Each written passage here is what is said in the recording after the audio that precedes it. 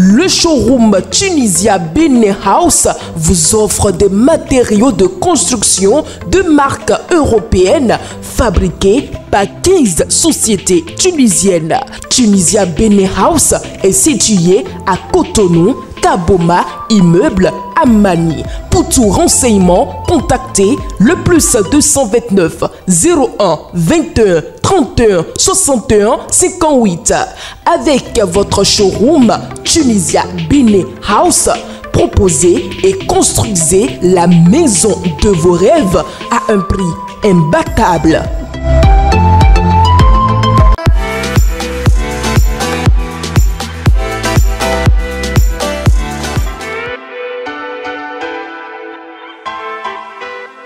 C'est un plaisir, mesdames et messieurs, de vous retrouver dans ce dernier numéro pour le compte de la semaine de votre émission matinale, le meilleur réveil. C'est donc parti avec les différentes rubriques de votre émission. Et aujourd'hui, nous sommes avec Fauzia Sefo. Fauzia Sefo, bien le bonjour. Bonjour à vous, Latifat Kaounou, et bonjour à nos amis internautes de Guérit TV Monde. La toute première rubrique de cette émission et la deuxième d'ailleurs, c'est bel et bien avec vous. Nous démarrons donc avec la revue des titres.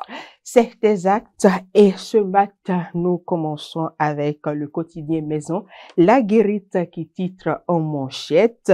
Fête du 1er août 2025 au Bénin, Gani Ousoglo laissera-t-il son père aller au défilé? S'interroge le canard. Encore un autre titre à la une du quotidien La Guérite.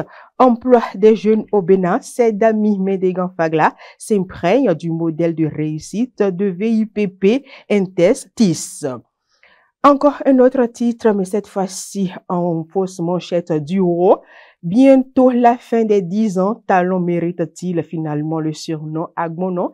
S'interroge le journal. Secteur de la santé, le Bénin engage une réforme ambitieuse et innovante. Nous passons cette fois à Adjache News de Mas Gaspard Adjamossi qui titre en manchette Élection générale 2026 au Bénin. La liste des pièces constitutives des dossiers de candidature dévoilés. La classe politique en désordre de bataille. Réforme de la performance du secteur agricole, gestion 2024. Les acteurs reconnaissent un bilan satisfaisant du PAG agriculture. Règlement relatif aux associations et fondations au Bénin. Le président Talon promulgue la nouvelle loi. Lutte contre la corruption, le président Vlavonou impulse une nouvelle dynamique panafricaine à Cotonou. Un autre titre à la une de Adjache News, 7e édition du mois de la mode à Cotonou, valoriser la créativité béninoise et promouvoir une industrie de la mode en pleine structuration. Un dernier titre avant de boucler avec Adjache News, Jeux scolaires africains à Alger, remise officielle du drapeau national à la délégation béninoise U18. Nous passons à présent au quotidien Matin Libre. Pour des élections générales de 2026, la Cour doit sortir de son silence pesant. Une opinion de Dorothée Gbewezou, Coyote. La Nation, célébration du 65e anniversaire de l'indépendance du Bénin, des innovations annoncées au défilé militaire. Fraternité s'installe à présent, présidentielle 2026. La Sénat fixe les règles, les prétendants peuvent entrer en scène. Diakpata, scrutin de 2026, les candidats officiellement fixés sur les formalités administratives. Le paraclet municipal et législatif 2026, Papa, les jeunes frappent à la porte pendant que le vieux s'y accroche. L'emblème du jour, 65 ans après la fin du colonat français, indépendant mais jusqu'à quand s'interroge le canard, la cloche, amélioration de la qualité de soins des patients. Le gouvernement prend une nouvelle disposition. Bénin intelligent, présidentielle 2026, candidat à Vomac, s'exclame le journal. Et avant de mettre fin à cette présentation, nous retournons à la une du quotidien La Guérite. La Guérite qui a titré en sa manchette du jour Fête du 1er août 2025 au Bénin, Gani Ousoglo laissera-t-il son père aller au défilé? S'interroge le journal. Emploi des jeunes au Bénin, Dami Médégan Fagla s'imprègne du modèle de réussite de VIPP Intestis. Bientôt la fin des 10 ans, Talon mérite-t-il finalement le surnom Agmonon s'interroge, le journal et un dernier titre, secteur de la santé, le Bénin engage une réforme ambitieuse et innovante, Latifat Kawin. Et nous passons tout de suite, mesdames et messieurs, dans le bulletin d'information, toujours avec Fauzia Sefo.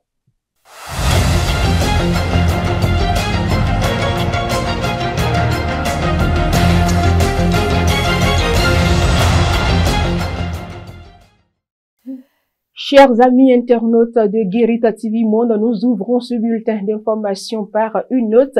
En bref, le ministère de la Justice et de la Législation du Bénin a démenti par un communiqué officiel en date du 24 juillet 2025 les rumeurs faisant état d'une suspension de la délivrance des certificats de nationalité par les tribunaux. Il assure que les juridictions continuent de traiter normalement les demandes et réaffirme sa disponibilité à accompagner les citoyens. Cette clarification vise à lutter contre la désinformation et rassurer les populations. Sur un autre volet, à présent, la ministre conseillère chargée de l'enseignement supérieur et de la recherche scientifique, Sedami Medegan Fagla, a effectué ce jeudi 24 juillet une visite dans les locaux de l'entreprise VIPP Intestis à Cotonou. Accompagnée d'une forte délégation, elle s'est imprégnée du fonctionnement de ce centre spécialisé dans l'externalisation des services, un modèle d'entreprise qui illustre les efforts du gouvernement en faveur de l'emploi des jeunes. On fait le point. Les portes de l'entreprise VIPP Intestis se sont ouvertes ce jeudi 24 juillet 2025 à la ministre conseillère à l'enseignement supérieur et à la recherche scientifique, Sedami Medegan Fagla. Plusieurs objectifs motivent cette visite guidée de la ministre conseillère suivie d'une délégation. D'abord, le besoin de montrer aux jeunes béninois qui, partout où je vais, je les rencontre, me disent trouvez-nous du boulot, il n'y a pas de travail, trouvez-nous de l'emploi. Je voudrais leur montrer qu'il y a de l'emploi au Bénin et que peut-être qu'ils ne savent pas où chercher. Vous savez, on a une vague de jeunes qui viennent d'avoir le bac. Donc, de les aider à s'orienter, de voir les possibilités qu'il y a dans le pays pour qu'ils puissent choisir leur formation en fonction. D'origine étrangère et installée au Bénin depuis 2018, VIPP Intestis, spécialisée dans l'externalisation de la relation client et du codage, emploie aujourd'hui plus d'1 millier de jeunes béninois grâce à l'accompagnement du chef de l'État, Patrice Talon. Près de 1500 collaborateurs béninoises et béninois travaillent ici dans cette entreprise. Notre ambition, c'est de faire en sorte qu'on puisse aller à 3 000, 4 000, 5 000, 10 000 pour permettre à un maximum de nos jeunes de trouver ici en fait de quoi travailler et surtout travailler avec des exigences qui sont des exigences très élevées, avec des standards internationaux. Après la visite de tous les compartiments de la société, Sedami Medegan Fagla est émerveillé par la découverte. Mais je ne savais pas que c'était une ville dans la ville et qu'il y avait une vie à l'intérieur, un écosystème incroyable.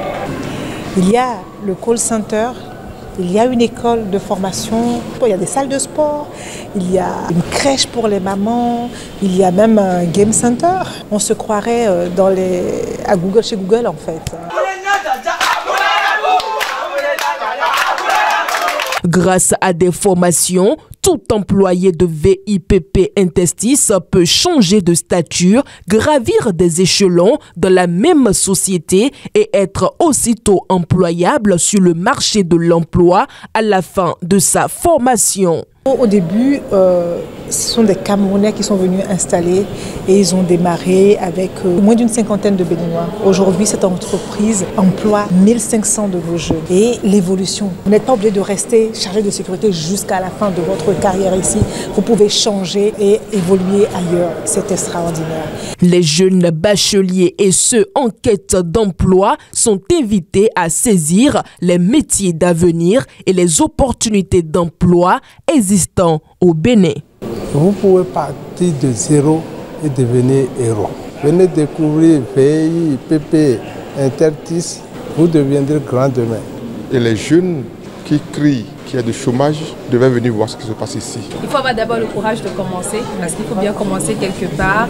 Ne pas se fixer des objectifs trop grands, se fixer de petits objectifs. J'aime souvent dire un pas et après l'autre pas. À travers cette visite guidée à VIPP Intestis, Sedami Medegan Fagla, ministre conseillère à l'enseignement supérieur et à la recherche scientifique, s'est assurée de montrer le chemin de l'emploi à la jeunesse béninoise et les dispositions mises en place par le gouvernement du chef de l'État Patrice Talon pour employer les jeunes au pays.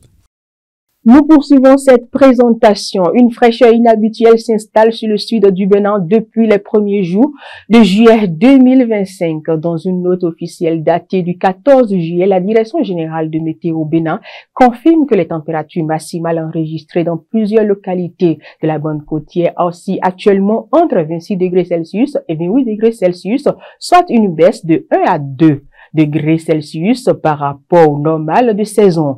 Un écart suffisant pour susciter l'attention des météorologues qui attribuent cette situation au renforcement des vents de mousson à la forte humidité atmosphérique. Selon les prévisions de Météo Bénin, cette situation devrait se maintenir tout au long du mois avec une légère hausse des températures attendues entre le 19 et le 23 juillet. Toutefois, cette remontée sera de courte durée avant une nouvelle baisse modérée liée au refroidissement saisonnier, souvent observé à l'approche du mois d'août.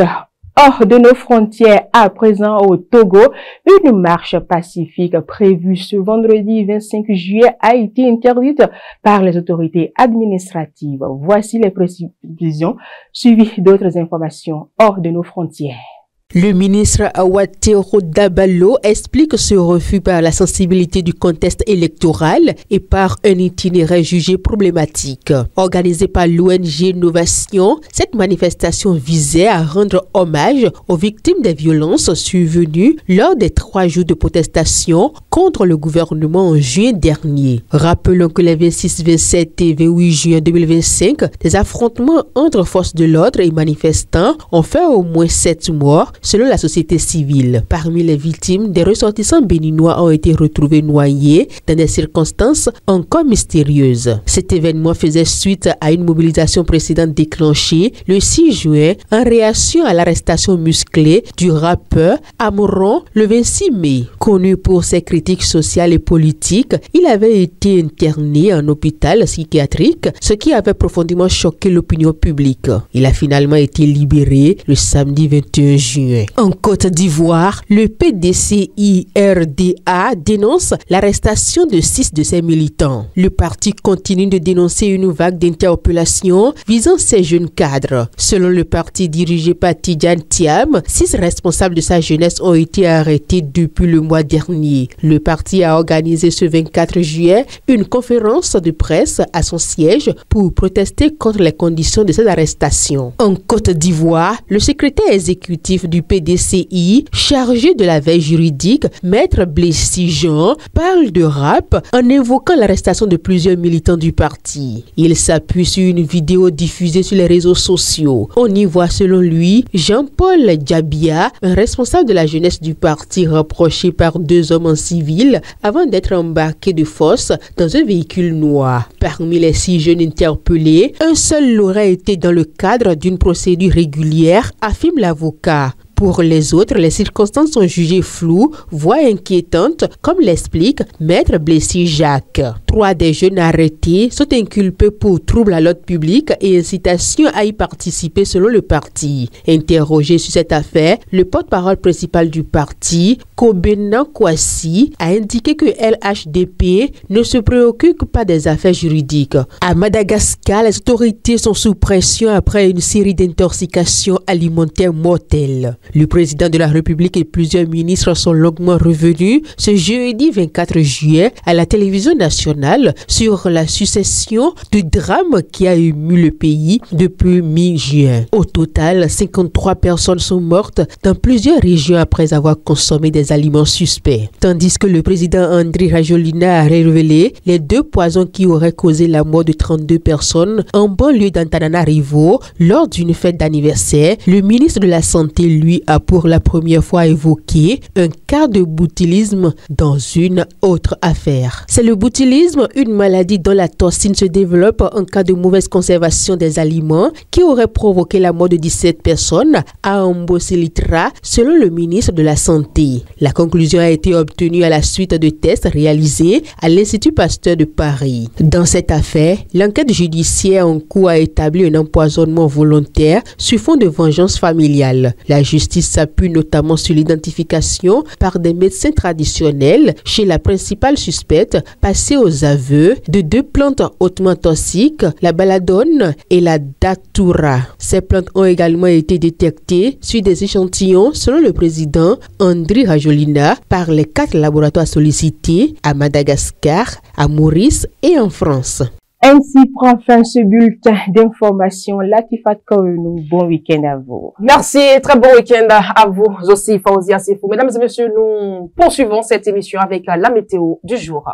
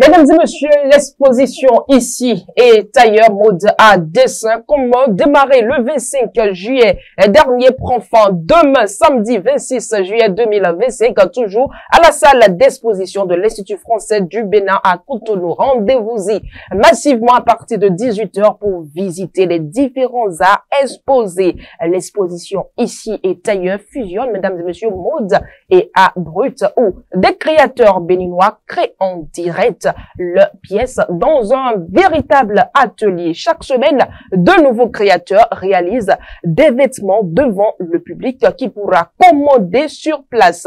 La salle accueillera également les œuvres uniques d'Ézéchiel Messou, portraitiste, j'y arrive, de machine à coudre, reconnu internationalement. Le dernier jour, c'est aujourd'hui, mesdames et messieurs, allez-y massivement à partir de 18h et l'entrée, elle est libre et gratuite. C'est terminé pour la note culturelle.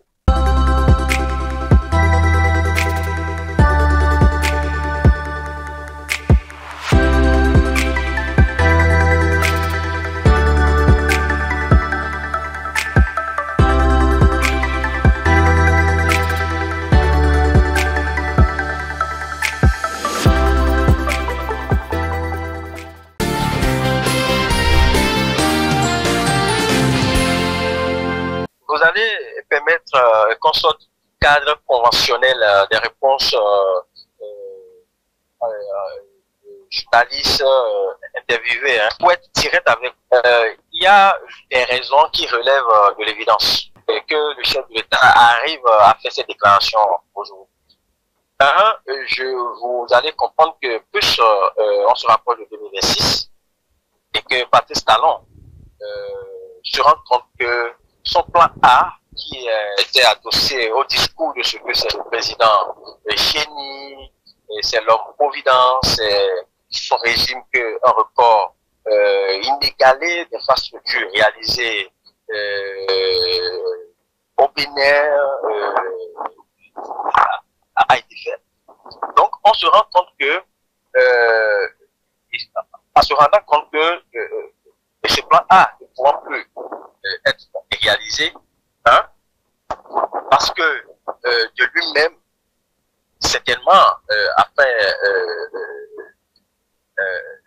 des analyses tenant compte des retours qu'il a, il se dit que c'est un risque pour lui peut-être d'avancer, donc il faut forcément laisser le choix de présidentiel à quelqu'un d'autre.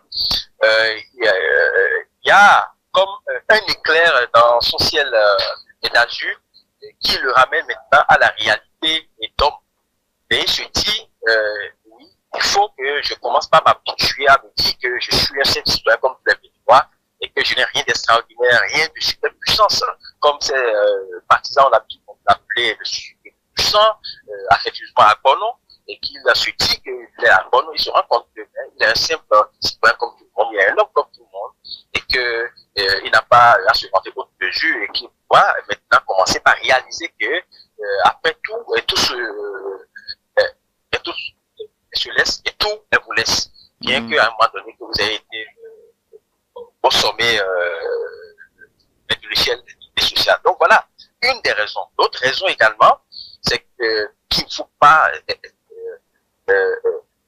se cacher et qu'il faut bien le dire à qui veut l'entendre, c'est que Patrice Talon, à un moment donné ou à un autre, s'il ne s'est pas encore rendu compte de cela, certainement qu'il a aussi des retours et ou à un moment donné,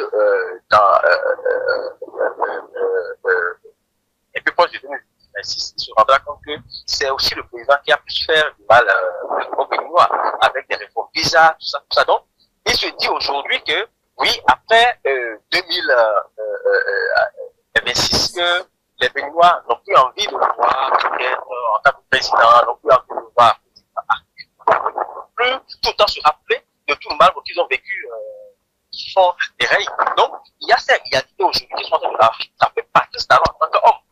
Et il est en train maintenant de les réaliser lui-même. Et on ne peut que comprendre, parce qu'il ne faut pas oublier qu'en 2023, le 23 décembre, précisément, le 23 décembre 2023, il a eu à dire qu'il serait actif dans le choix de son successeur. Et donc, quelqu'un qui le dit de cette façon, on doit s'entendre à ce que, après pour 2026, déjà en 2023, si on devait s'en tenir à ces propos-là, il voulait bien rester encore actif politiquement sur le terrain. Mais aujourd'hui, il s'est rendu compte que de 2023 à 2025, beaucoup de choses sont passées et que bien qu'il a eu l'habitude avec ses partisans de se vanter de ce qui a été fait dans le pays et autres, là, les Béninois veulent plus d'équilibre dans leur vie et veulent fermer avec la paille pour Patrice Talon. Et c'est tellement ce qui se fera en 2026. Donc, qu'il veuille ou pas, il restera inexistant. À aucun moment, Patrice Talon ne peut dire qu'on lui a pas laissé la main. Il s'est donné les moyens, il a tout fait, tout verrouillé pour avoir plus que la main et diriger à sa manière, rien que selon son bon vouloir, et il l'a fait. Et je crois que certainement en disant qu'il ne devra pas interférer, je voudrais bien croire qu'il n'est pas en train de dire que c'est son dauphin, qui n'est pas en train de faire une confusion entre dauphin et successeur, parce que une chose est qu'il désigne son dauphin et que ce dauphin-là soit élu pour être successeur, pour qu'il ait l'occasion d'interférer ou pas. Maintenant, l'autre chose est qu'il désigne son dauphin et qu'il ne passe pas. Et il faut bien qu'il réalise que c'est peut-être ce qui va se passer. Et c'est peut-être cela que son subconscient est en train de lui faire dire qu'il n'aura pas le choix d'interférer dans la gestion de son successeur. Tout compte fait, on s'en tient à ces propos. C'est vrai que c'est difficile de croire aux propos d'un président comme Patrice Talon. Et quand il dit quelque chose aujourd'hui, c'est comme passe le ballon. Donc c'est peut-être demain, il dira au show pour vous tripler ou fera. De toute façon, c'est difficile qu'il y ait une correspondance entre les propos et les actes de Patrice Talon. Mais on s'en tient à ces propos et on s'en tient à la réalité. Aujourd'hui, à la réalité politique, tout ce qui va se passer jusqu'en 2026, pour dire qu'il n'aura pas de choix pour rester en 2026, et que comme le président Sogola a dit, il y a véritablement un risque pour lui, et qu'il est en train de prendre la mesure de la situation, et qu'il doit partir en 2026. Donc, il en a pris conscience, il a dit, et il va partir. Donc, moi, je pense que au-delà de Patrice Talon, c'est aussi les Béninois qui vont prendre pour leur destinée en main, de savoir réellement que la destinée d'un pays ne peut pas rester seulement dans les mains d'une seule personne, que ça doit rester forcément la chose de la nation, du peuple, et à ce dernier appartient le dernier mot.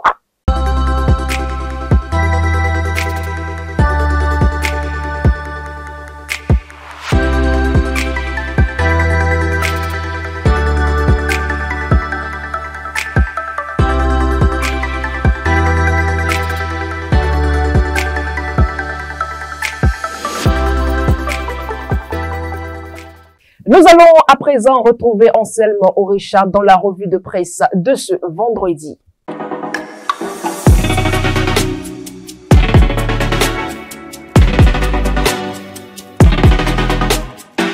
Amis de la revue de presse, mesdames, messieurs, bonjour. Démarrons ce vendredi par les nouvelles sur les préparatifs de la fête du 65e anniversaire de l'indépendance du Bénin. L'armée a levé un coin de voile sur les grandes lignes du traditionnel défilé militaire du 1er août 2025. C'est à la faveur d'une conférence de presse animée ce jeudi 24 juillet 2025 par l'état-major général des forces armées béninoises, rapporte Matin Libre. Des innovations ont été annoncées au défilé militaire, renseigne la nation. Il s'agit notamment, selon Matin Libre, d'une nouvelle tenue militaire, une tenue camouflage numérique motif digital, conçue en tissu plus résistant et confortable, qui sera portée pour la première fois. Du renforcement des effectifs, les pelotons passent de 123 à 127 hommes afin de permettre un dédoublement au niveau de la tribune officielle. De nouveaux moyens technologiques, participation de vecteurs aériens spécialisés dans la surveillance, utilisés notamment dans les opérations de sécurité dans le nord du pays. D'une nouvelle unité, intégration de la brigade de surveillance des plans d'eau sous tutelle du ministère de l'Agriculture dans le dispositif sécuritaire, ainsi que de la participation internationale. Des pays amis ont été invités à prendre part au défilé avec la confirmation déjà enregistrée de la République de Côte d'Ivoire. Cet événement hautement symbolique prévu sur le boulevard de la Marina à Cotonou mettra en lumière les capacités opérationnelles, la discipline et le professionnalisme des forces de défense et de sécurité du pays, souligne Matin Libre. L'effort de défense et de sécurité à l'avant-garde de l'engagement citoyen pour un Bénin sûr et prospère est le thème retenu pour cette édition et souligne l'implication citoyenne aux côtés des forces armées dans la sécurisation du territoire national, particulièrement dans un contexte marqué par des défis sécuritaires au nord du pays, rapporte la publication. Alors, avec toutes ces innovations, Gani Soglo laissera-t-il son père, Nicéphore Soglo, aller au défilé? C'est la grosse interrogation à la une du journal La Guérite.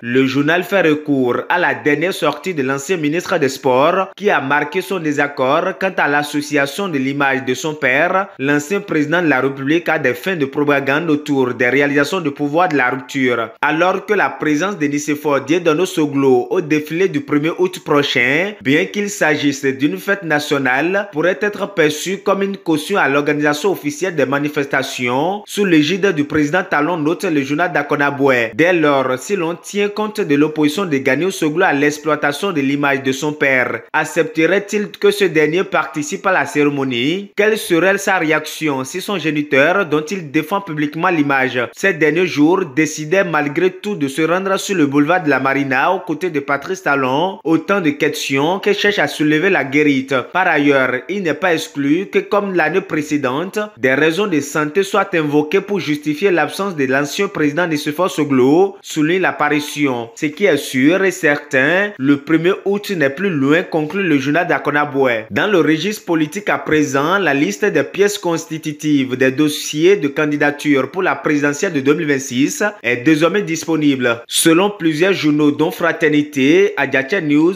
Jakpata, Bénin Intelligent et bien d'autres publications, la Commission électorale nationale autonome Sénat a rendu public les décisions précisant la liste des documents exigés pour la présidentielle prochaine. Présidentielle 2026, la Sénat fixe les règles, écrit Fraternité. Avec cette publication officielle, les états-majors des partis politiques légalement constitués peuvent d'ores et déjà enclencher les préparatifs nécessaires afin de se conformer aux exigences administratives et réglementaires prévues pour ces échéances électorales, souligne Jakpata. Désormais, les prétendants peuvent entrer en scène, annonce Fraternité. Parmi les pièces à constituer, selon Bénin Intelligent, la déclaration de candidature, les parrainages, les quitus fiscaux, ainsi qu'une quittance attestant le versement d'un cautionnement de 25 millions de francs CFA à la Caisse des dépôts et consignations du Bénin. Les autres détails sont à lire dans les colonnes des journaux. Parlant justement des pièces à constituer pour la présidentielle, Jakpata nous renseigne que le retrait des formulaires de parrainage démarre ce vendredi. Dans les dernières secondes de cette revue de presse, La Guérite nous rapporte que les professionnels des médias ont rendu un dernier hommage hommage mérité au journaliste Philippe Ado le mercredi 23 juillet 2025 au siège de l'Office national d'imprimerie et de presse ONIP à Cotonou. Tour à tour, ses collègues, amis, parents, associations fêtières et personnalités se sont succédés au pupitre pour un témoignage pour la plupart émouvant. Tous ont décrit l'homme, le formateur, le professionnel, le maître qu'il était en des termes élogieux. Décédé il y a 3 semaines, à l'âge de 69 ans, Philippe Ado a été conduit dans sa dernière demeure ce jeudi 24 juillet 2025. Va et repose en paix, Maître Ado. Amis de la revue de presse, mesdames, messieurs, c'est sur cette note de deuil que nous refermons le tour de l'actualité telle que vue et traitée par les parutions ce vendredi. Merci de nous avoir suivis. À lundi.